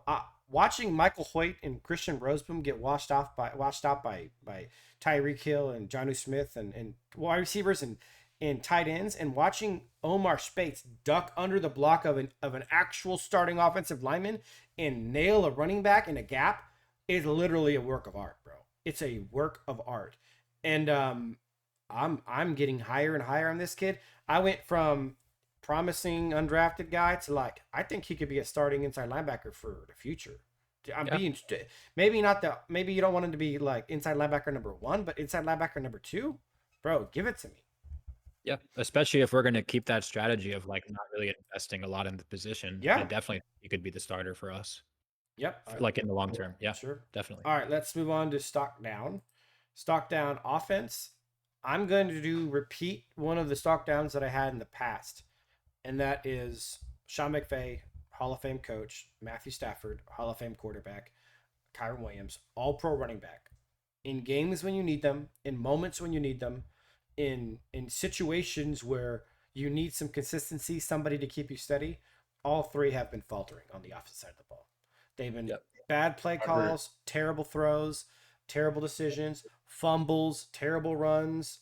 Like, how many times have we had Kyron Williams get a screen pass on an important down on an important drive, and he just needs to make one guy miss and he gets instantly tackled? Like, That should just be taken out of the playbook, man. Like, I don't know how many of those actually work. I'll tell Brings you to how Kyrie. many. You can count them on zero hands. That's how many. Yeah, exactly. I mean, it's It, just it's those are the guys that we're talking about. Like, you expect your big time players to make big time plays, big time decisions, big time execution, and we get nothing from them time in and time out. yeah. And running Yeah. back is such a rhythm position. You have to let these guys get in a rhythm. You can't just give Blake Corum 3 carries in the middle of the game, Yep. once in a while, and then be like, "Oh, well, he didn't look that good. Like, I'll take him back out." It's like, well, dude, you have to let him get a rhythm. Like, just keep, I don't know. I'd like to see them just keep him in and let him get that rhythm, like they did against the Packers, where he looked good, like they did against the Cardinals, where they actually let him have a few in a row and he looked good, and they're just not letting him have that opportunity, and it's really frustrating me. That makes the Kyron stuff even more perplexing. Is that he is getting consistent. He's getting consistent carries, and Yeah. there's no consistency with his game. Yep. At all. At all. Um, I'm gonna go quick. My stock down. Ethan already said it. It's Kyron. I've done him a couple times, and only reason I want to do it this last time is I'm gonna take everything out of the stock. I'm gonna leave the stock alone for now. Maybe if I see it bubbling up a little bit, if I see some right trends, I might jump back in. But right now, I'm all the way out with Kyron. Yeah. I'm out on Pretty. Kyron. He deserves to get benched. Yeah. Mine is very straightforward, and we've already talked about it a lot. Jonah Jackson. I don't know what else needs to be said. He's not a natural center. He's having trouble, snapping the ball. I would like to probably just see Bo Limmer back in, Yep. and And that's pretty and much it. having him be traded in the offseason. We talked about it earlier, but he just needs to get traded in the offseason. Yeah, it was just a mistake. You The can't signing was a pay mistake. you Let's can't let's pay a guy call it what it is. $16 million to come off the bench. It's that simple. Yeah, yeah. And honorable mention, because I already thought he wasn't really a backup, but now I think he deserves to be a McDonald's drive-through employee. Is Joe No Noteboom? boom. Nope. You Yeah, knew where I was going already. Noteboom doesn't yeah. deserve. He's He horrible. just doesn't deserve to be an NFL player. And He, I'm not he, even trying to be mean. It's just even in a backup capacity, even in like coming in for a series or two, he gets toasted every time. No, you're right to mention him in the stock down, even like as an honorable mention, because exactly what you said is like, no, none of us thought he was like good, Yeah, but I said this in the Discord. I think I said it to you. Is like I thought he was okay though. Like I thought he was like a good backup. Like if that guy has to come in and serviceable play for you backup. for a Yep. game, that like okay, that's a good backup. But like he was horrible, horrible. So yeah, stock down Totally for agree. Joe. All right, stock down defense, Joe. My stock on defense. I don't want to comment because I've used them before.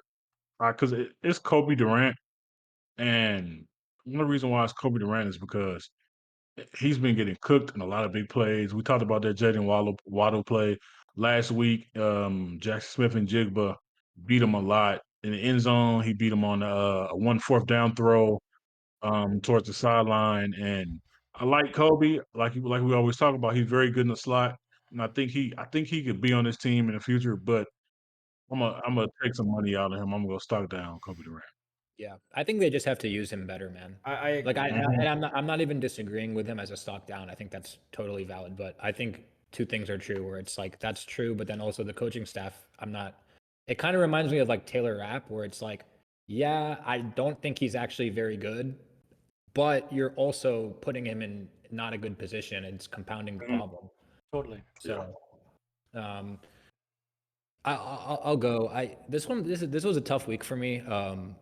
The defense played well for the most part, so that makes it a little bit tougher. And then I think there's more guys in the secondary that could have probably been exposed if the Dolphins just took advantage of it more. But so I'm nitpicking a little bit, but I arrived on Quentin Lake, and I'll just make it simple: is I just don't think he's very good in coverage, and that's really all I got. Like I just don't think Quentin Lake is very good in coverage, and he plays safety, so obviously that's an issue. So yeah, that's all I got. Quentin Lake.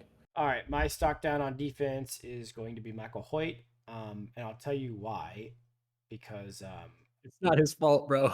no. This actually goes beyond that. He doesn't do Yeah, anything well. He does nothing yeah. well. Sure. We watched the tape again this morning. We watched the game again. We saw him get washed out by tight ends. We saw him get washed out by receivers. We saw him get washed out, not a little bit. We saw him get blocked into oblivion by Tyreek Hill. That is not an exaggeration. Joe can back me up on that. We saw him get. Ethan, I wish you had the snapshot so you can show it, Oh, you know what? dude. I might. It is. Oh my goodness. I think I can That's pull this hilarious. up. Let me get this because it is worth Yeah, pulling yeah. up. That's Try to really pull up funny. Will. Listen, he has his hands up trying to get a call. He's getting watched out of play by a 5'8", 170-pound receiver. All right, You That's so I and got Hoyt it. like 6'5", 250. Here's Hoyt right here. Look at him. This is Hoyt being blocked by Tyreek Hill, and I am not exaggerating. This is the runner, right? I'm not exaggerating. By the time the runner gets to where the 40-yard line marker is, Hoyt is over here. Made no forward progress to the outside, not guarding the edge. No. Bro, he Tyreek just Hill gets watched him out pushed. the whole play. It's one of the most pathetic attempts by a D lineman I've ever seen in my life, and I'm not even Do exaggerating. you remember if this was a decent gain? Oh yeah, I think this was a first down, Yeah. or it was like Yeah. 6-7 yards, something like that. It was close. It was, and he's supposed to be getting the edge. Remember, guys, he's supposed to be getting the edge, and the guy who stopped him from setting the edge is Tyreek Hill. So You know what Jared Verse would do? Not to compare them because Michael Hoyt's nowhere near, but do you know what Jared Verse would do I to do. Tyreek Hill if he was blocking He him? would pick him up and throw him into the Automatic out. running back. Yeah. Dude, it would He be would nothing be he could do. he would be bowling Yeah. with Tyreek Hill. Is what he'd be doing. Yeah. Bro. So Michael Hoyt. First of all, him being in coverage is just a mistake. It's a terrible decision. Blah blah blah blah blah. He's bad in coverage, but against the run, pass rush situations, bro, he just this is why this is one of the reasons he's going stock down, right? Like, check out the snap count. He played 35 snaps, 66% of the snaps, and he was effective in exactly 0 of those snaps. So when I'm talking about stock down, I'm talking about the fact that he's playing way too much ball. But I thought he was at least a guy who could come in and be a backup and be okay against the run some. And no, bro, he doesn't deserve to have a rotational position on this team. I am out on him. Period. We all thought when he came in the season, like, oh, he showed some stuff. If he can just not be in coverage, he'll be okay. No, he's not that guy either. I was He's never a nothing. He sucks, man. No. Nothing. I'm done with And him. you know the only reason why he's getting a lot of snaps is unfortunately the guys on the D line, they love him. Jared Verse, Byron Young, Brady Fish, they talk about how amazing of a guy he is, and they love him as a leader and as a person. So he's probably still going to be out there, but he's off. Guess what? You know what? Let him be the assistant water boy, and he can give water to the D lineman and be best friends with them, and they can play Xbox together. You know what's funny? You know Bro, what's what funny is about that? Jared Verse learning from Michael Hoyt though? Nothing. Like I feel like they're just being like nice because he's the veteran in the room. No, you know what? No, he, I was I don't know watching if I the. buy that. I'll tell you exactly what I he's was learning. watching the. Go ahead. I'll tell you exactly what he's learning. He's learning stuff about insurance because that's the next job Michael Hoyt's going to have is an insurance man. He's trying to figure out how to bundle his home and auto. You know what I'm saying? Yeah, probably. Yeah, I was watching the unveiled, whatever they call it, the thing that the Rams do with JB Long, and he interviews the players. Yeah. And Rams reveal Jared or Verse, something. Jared Verse was talking about how great Michael Hoyt is, how great he is, and that Michael Hoyt throws a lot of parties, and the Halloween party he threw, he said he had a really good time there. And he said Michael Hoyt just teaches him how to be a NFL player, Yeah, just how to sure. day I to mean, day, how yeah, to that makes sense. stuff But stuff like that. Yeah, yeah, no thanks. I'll yeah. pass. Off the team. See you later. My honorable. Jared Verse should teach Michael Hoyt how to be an NFL player. Like Right? this dude knows 10 times more about that. No, but I get what you're saying. It's just like I get it. And Michael Hoyt's teaching him that professionalism, which he's learned from taking insurance school lessons. Akilla Witherspoon is my honorable mention. We benched and then cut Trey White so this guy could come in and be a starter, and he's down to 25% of the snaps, and he looks like trash in all of them. Yeah. Anyone who thought he was going to come in and be a CB1 for us and do something, bro, were you mistaken? Were you ever mistaken? I knew that was coming. You guys knew it was coming, but it's manifesting a lot quicker than we imagined it would. He's already fallen into the doghouse. I just can't be convinced that Trey White, even in that role, like being kind of like you come in every once in a while, whatever, cornerback 3, cornerback 4, whatever you want to call it, wouldn't have given us, some decent snaps. I mean, like it's one thing that okay, maybe he's not a CB1 anymore, but did he really? Like I don't know, man. Mark my words. It's kind of head scratching. I thought he was playing okay. Mark my words. He is going to play well for the Ravens. And I'm going I to come back totally, here. I totally agree. I'm going to tell you, I told you so. Yeah, it's like Marcus I mean, Peters. Like what went you over mean there. by play well? Like, He's going to be a you mean quality starting cornerback. I think he'll contribute and make some. I'll tell you what, he's going to play better for Baltimore than every cornerback on our team not named Darius Williams. That's what I'm saying. I agree with that. And we're going to look back and we're going to go, wow, no one saw this coming. That's going to piss me off so much. Hey, man, shout out D. Will, man. And it very well may He will be balling. D. Will be balling. D. Will's I love playing D. well, Will. yeah. All right. He will be balling. I actually really enjoyed that. I got a lot of that out of my system because I was really pissed off about this game. Now let's move on to we finished, right? Was that all the stock downs? Yeah. Oh yeah, we're good. Rams versus Patriots preview. I'm gonna be real up front. There's nothing that could really happen in this game that's gonna make me change my mind about where we're headed. So for me, it's just a game. We better take care of business. We better blow them out. It's just like the Raiders game. Like I'm not gonna come away convinced beating a bad team, even if it's a blowout. Like an offensive explosion would make me feel better. Now, obviously, I wouldn't be like, explosion. oh, we're fully back and we're gonna, No, it's not gonna make me feel fully back. Would it make me feel differently about the team? Yeah, an offensive explosion would make me feel. We've been so up and down, right? We've been so up and down. So I'm just gonna go. It's just more roller coaster stuff, right? It's more of that. Yeah, I need to see a few weeks in a row to really buy in. I need to see a few weeks in a row where McVay's dialed in, Stafford's accurate dialed in, making good decisions, Kyron's running the ball well, and the O-line is playing up to snuff. But to be honest, Ethan, I mean, I think that's how you started though. You beat down on a bad team, and that's how you catch. That's how you catch a rhythm. And if that's the beginning of it, their defense isn't like horrible. No, they're a good defense, but it's a team. It's a team. It's like okay. It's a team. No, but the only reason why I say we should beat them, bro, their defense. Other than the Giants, they have the second worst defense in football. Literally, their defense is god awful. I thought we just said it was okay. So it's not. I mean, offense. I'm sorry, offense. Offense. Yeah. They have the second. They have the second worst offense, other than the New York Giants. Their only bright spot is Drake May, and he's a rookie. He hasn't played a lot. They have no one at receiver. The only dude that got a receiver is, pardon my French, is Booty, and he's mid. His name is literally Booty. His name is. I'm not just saying the word to say the word. His name is literally. Wait, isn't his first name General? No, it's Kayvon. Oh no, General that doesn't make funny. That doesn't make funny. Dude, no, literally. Yeah. Their offense. I've watched a couple highlights. I'm gonna watch a game before the. I'm gonna watch prior to the. I don't want to watch the last game because it was just so bad. But I'm gonna watch a game to see how they play. But they're all. I follow a lot of Patriots fans. I know one, and their offense is god awful. It's horrible. We better blow them up. Speaking of, let's jump into the actual deets here. The Rams offense versus Patriots defense. Let's take a look at who the Rams offense has going in here. We've got. I wonder what the O-line, what we're gonna do. I believe Rob Havenstein's coming back. I mean, if I'm just being pessimistic and honest, it takes so long for McVay to adjust. I expect to see Jonah Jackson back out there. Okay. Obviously Alaric Jackson is going to be starting at left tackle, not Joe Open, but that's nonsense. Yeah. I think they expect Rob to be back for this game, but if he's Oh, not, oh, I better see Warren McClendon in there. That's all I'm yeah. going to say. I wouldn't do that. I would If sit him and bring back the Eagles game. Rob, Who, Rob? Yeah, I'll be Yeah, I Rob fine mean, with if he's that. Havenstein. not I would sit him. 100%, yeah. I mean, I Yeah. get that. If we see McClendon at right tackle and Bo Limmer at center in the next game, I will feel much better about the decisions that Sean McVay is making. Now, Sure, yeah. flip side, I also want to see Jordan Whittington get a lot more snaps. He's earned them.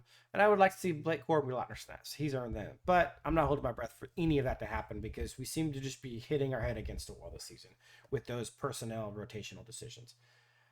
If I'm Sean, well, matter of fact, I'll keep that. I'll wait a little bit to say what I was going to Okay, say. okay. Let's take a look at the defense. It's actually decent. Jonathan Jones is a pretty solid corner. Keon White is a decent D lineman. Jelani Tavai is a decent linebacker. I mean, Christian Gonzalez is a stud. They have some decent guys on this team. Looks like they're dealing with a couple of injuries. I don't know what the status of those guys is going to be in the upcoming game, but the defense is mid to kind of maybe above mid a little bit. But it looks like they're mostly healthy as far as like who they were starting the season with. I think Um, my guy Kyle. I think he's I don't know if he's out because I know he was out last week. He's been out for a couple weeks. I don't know if he's playing this week or not. Kyle Duggar. He's been good. yeah, yeah, he's been good. The secondary is actually pretty impressive with them, and they're kind of like they're aggressive and they have some ball hawk ability. So I wouldn't. It's a game where you wouldn't be surprised to see Stafford throw a couple of picks, to be honest. But um, yeah, so that's the offensive versus defensive. Let's move on to the defense versus offense. I want to make sure we get through these depth chart comparisons so we can start discussing our key matchups and all that jazz. So um, defensively or offensively for the Patriots, they look pretty healthy. Drake May should be starting. Ramondre Stevenson, who is a fumble machine, will be starting. Hunter Henry's actually a pretty good guy, and Yeah, he is pretty good. so is Austin Hooper. I'm a little worried about how we're going to guard those guys. Mhm. Tight ends have kind Yeah. of eaten us up, and then like you said, they don't really have any. I mean, none of these three guys are good, but like they can all come down with a good pass from Drake Yeah. May and make it's kind of like three Demarcus Robinsons. Like none of Yeah. them is gonna Yeah. like be great, but they could all come down with a couple big plays. Like I've seen all three of these guys make some great Yeah. catches this season. Douglas I'm is not like gonna lie. kind of like I'm not gonna lie. If they make great catches, I'm gonna be mad. I don't want to see nothing. yeah. It's awful. I don't want to see nothing good from them. Totally Period. agree. That's The all O I'm- line is mediocre at Yeah, the best. O-line is not good. Yeah. They're not. A mediocre at best. I mean, we should be eating there. Yeah, I Yeah, mean, they've had issues protecting. I've watched a lot of Patriots games because I really like Drake May. I'm high on Drake May, and my takeaway is yep, basically this man has no no help, help help around at him. all. O-line is not good. Running Receivers are game's not bad. good. It's a whole nine Running game yards. running game is bad. Ramondre started the season well, but hasn't really picked it And up. he's And then they're fumbled like crazy. yeah, and then just from a coaching standpoint, I think their OC, it's Alex Van Pelt, I think his name is, but it's just no creativity. It's very like Yep. Rams 2016, dive play, screen pass, slant route. Like it's not a creative offense. It's not a well schemed or coached offense. So, Yep. but I like Drake May though. I'll say that. Let's Things- I totally agree. Let's move into key matchups though, and we can dissect Okay. this a little bit Yeah. further. Um, anyone have a key matchup start off with? My key matchup is Sean McVay versus the Patriots defense. Not that the Patriots defense is good and it's going to be a thing, but I want to reiterate something is I think this is a game to where Sean McVay needs to reiterate it to the offense and let them know is that this game the offense needs to take it seriously as far as they need to get going. They need to get something going. So if I'm Shine, I come out, I dust some old plays off out the bag that you want to save. I make sure I reiterate to the offense. We have to kick in their mouth early and fast, and we got to make sure that we're rolling. So I think this is a game to where you got to give yourself a shot of adrenaline to get things going. I think Sean McVay has to make sure he does that against the Patriots. I would like to expound upon that a little bit. Um, you can't really see the side of this, but this is the defensive coordinator for the Patriots, Demarcus Covington. This is his first year as a D coordinator. You can't really see it, but he's 35 years old. This guy has virtually no experience. He's come up through the Patriots slowly but surely. Yes. Sean McVay is a top 2, top 3 offensive mind in the NFL. So when you're talking about game plan, schematically, calling plays, there's absolutely no reason that Sean McVay shouldn't be eating his lunch. There's none. I want to see Sean McVay all the way in his bag. And I want to see, There you we go. talk about this game Exactly. where we're talking about a guy who's teaching a young, inexperienced guy how football works. Like Bill Belichick schooled Sean McVay in the 2018 Super Bowl. He just took his lunch. Remember? Sean McVay needs to do that to this guy. That's what should happen. And I want to see Sean be the superstar offensive mind that he is against the guy who has no experience, super young. I just want to see a dominating performance from Sean as far as scheme, game plan, and play calling goes. The offense needs to catch a rhythm, bro. They need it. Just go off, bro. Go off. Mhm. Will, you ready for your key matchup? Yeah, so I guess you gave like that was yours. You're basically double downing on what. No, Joe no, no, said. no. I was just expounding. Oh, okay. Yeah. I'm gonna keep mine simple. My key matchup is the offensive line versus their pass rush. They had a bunch of sacks against Chicago last week. Actually, the Patriots did. Although Chicago's O line is known to be horrible, but still, I mean, I want to see, first of all, which O lineman we start, and then how they play. That's what I'm looking at. Mhm. Okay. And my key matchup this game is going to be I'm gonna keep it real simple on both sides, and it's basically just because they have a young quarterback who's inexperienced. I'm gonna say stopping the run and like the ability for us to stop the run and the ability for us to run the ball. Let me pull up this statistic. This is the defensive side of the ball. Rushing here, they are basically I would say they're a below average to bad run defense. Okay, they actually are pretty decent in the pass game as a whole. So I would we got to pound the rock. We got to control time of possession, and we have to take the running game away, which we've been doing the defensive part of that. We've been stopping the run really well. Whenever the Patriots have been successful in a game and they've won a game is when they've controlled the time of possession, and Ramondre Stevenson has had a big game, and he's had a few big games this season. Yeah, he's capable of having a big game for sure. Yeah, he has. so controlling time possession and controlling the run game on both sides is my key matchup. I guess it probably should have been a key to victory, but whatever. It's too late now. Yeah, true. That's okay. All right, so let's go to keys to victory. Joe, why don't you lead us off with keys to victory? My key to victory is because I sort of said it with the Sean McVay and the Sure. offensive thing. But what I'm gonna say is my key to victory is Matthew Stafford and Kyron. I usually do my superstar thing, but I'm not gonna do it this time. I'm gonna skip over They it. don't got none. I'm not gonna Sure. do it. But my thing is, it's simple. Matthew Stafford, Kyron Williams, be a man, play like men, and beat the hell out of the Patriots offensively wise. That's just my key to victory. Stafford and Kyron, be a man. Simple as that. Okay. My key to victory is starting fast. So I saw this stat when we played the Vikings that said we're like the worst first quarter team in football. I think it said like we have like one touchdown in the whole entire season in the first quarter. I could be wrong, but I think it said that. Slash either way, I know it said that we're one of the worst first quarter teams in all of football. So I think I mean, first of all, we're coming off a bad offensive game against the Dolphins. I want to see us start fast. Again, I talked about like what could give me some confidence about this team is an offensive explosion. That doesn't mean suck for a half and then come out and then finally put it together and with 5 minutes left in the third quarter. No, I want to see us start fast, not get into an ugly game, you know, get a lead, get the pass rush going, run the ball. So that's my key to victory, starting fast. Okay. And my key to victory is going to be control or to win the turnover battle. And I'll kind of expand upon that because now we're at a point where Stafford or where Kyron is up there in the league lead for fumbles. Stafford's not been taking very good care of the football as well. But not just the fact that we've been turning the ball over a lot, and the Patriots are a pretty high turnover team. I think they get a lot of turnovers. Let me actually, I want to double check on that and with the takeaways for them. They have got six. They've got 4 interceptions, not very good, and some of them. So they're like a mediocre turnover team. But we've been kind of turnover prone. But I want to talk about Ramondre Stevenson is amongst the league leaders. He's actually tied for league leading in fumbles.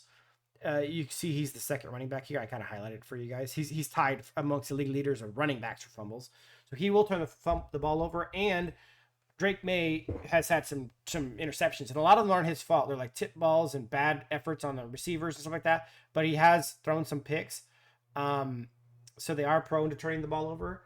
So I want to see us win that turnover battle, to be honest.